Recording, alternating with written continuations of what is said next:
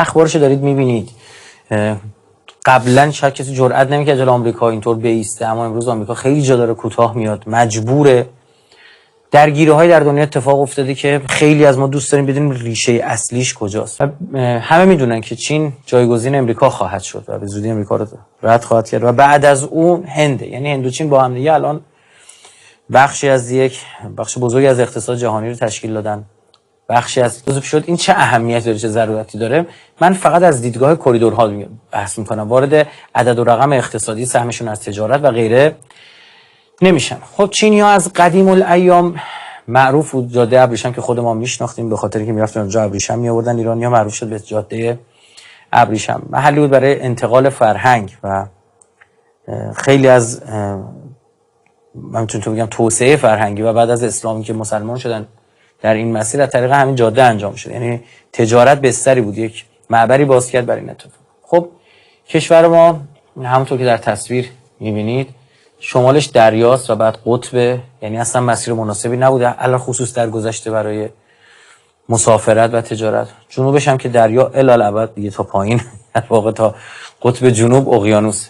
بهترین مسیر در واقع ایران بوده. الان شما تو کویرهای ما برید تو شهرهای مختلف کاروانسراهایی رو میبینید.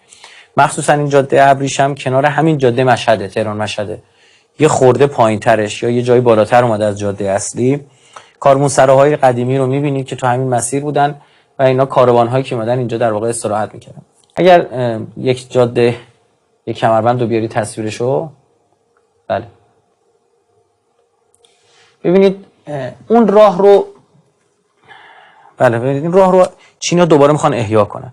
100 و نزدیک 10-20 تا کشور رو در بر میگیره، یعنی در مجموع تو کل دنیا. حالا این بخشی که جلو چشممونه رو ما الا این به آمریکا هم قرار صادرات داشته باشن به جای دیگه. قبلا جاده اصل همینه که از ایران رد میشده میرفته ترکیه و به اروپا. الان اومدن خب جاده جایگزین هم گذاشتن. حالا ما یه نفر میخواد یه چیزی روسیه صادر کنه که اینجا که نمیفرسته که خب وقتی خودش مرز داره در واقع، یعنی نزدیکتره. محضر شما عرض کنم نیمه غربی روسیه هم نیمه مهمتری، چون به اروپا شرقی نزدیکتره، شهرهای مهمش اونجا.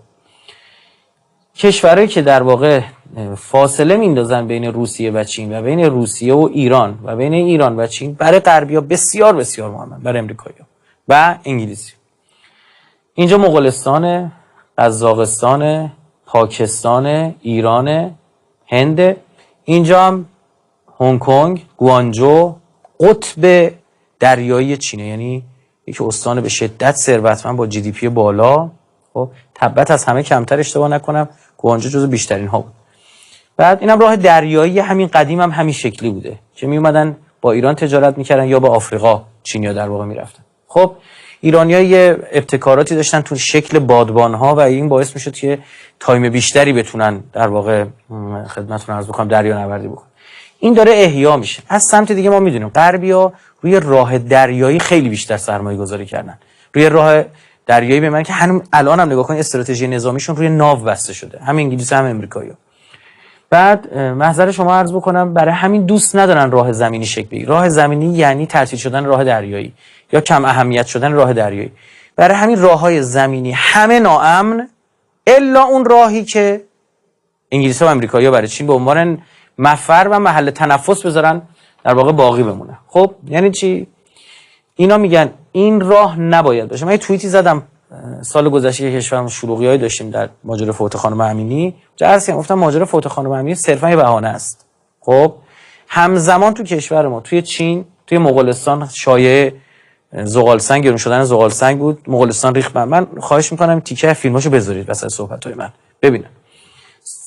2 سال قبلترش هنگ کنگ ریخت به هم و عین الگوی ایران بود. یعنی اولین بار این الگو در هنگ کنگ تست شد.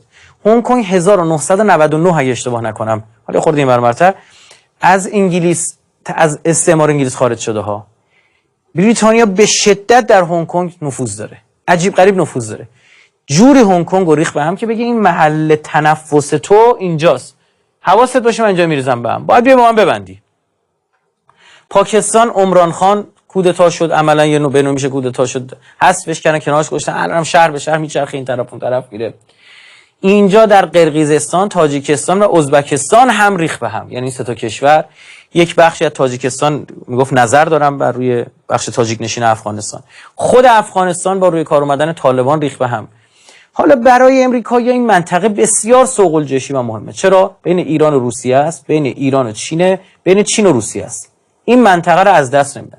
سرمایه گذاری خیلی براشون کلیدی و مهمه. وقتی اینجا دریای خزره، دریای مازندران بگیم درست تره، وقتی دریای مازندران وارد آذربایجان شد، این تیکه، این جمهوری خودمختار نخجوان فقط از طریق ایران نفس کش داره. عملا تمام مایحتاجش از طریق ایران میره. خب این یک تیکه رو که میخوان اینا بیان جنوب ارمنستان، استان سیونیک رو میخوان بگیرن، این قره باغ گرفتن، میخوان اینجا رو بگیرن تا مستقیم بخشن به جمهوری خودمختار نخجوان. از این طرف متاسفانه رضاخان یک چند کیلومتر خیلی کوچیک اما بسیار استراتژیکه مرز داد به ترکیه. یعنی ترکیه به جمهوری خودمختار نخجوان وصله. اینجوری بشه یعنی مستقیم از چین تا ترکیه اینا مرز خواهند داشت. این طرحیه که امریکا و انگلیس موافقه شدن، علل خصوص انگلستان اصلا جریان پان ترکیز توسط انگلستان توسعه پیدا کرد.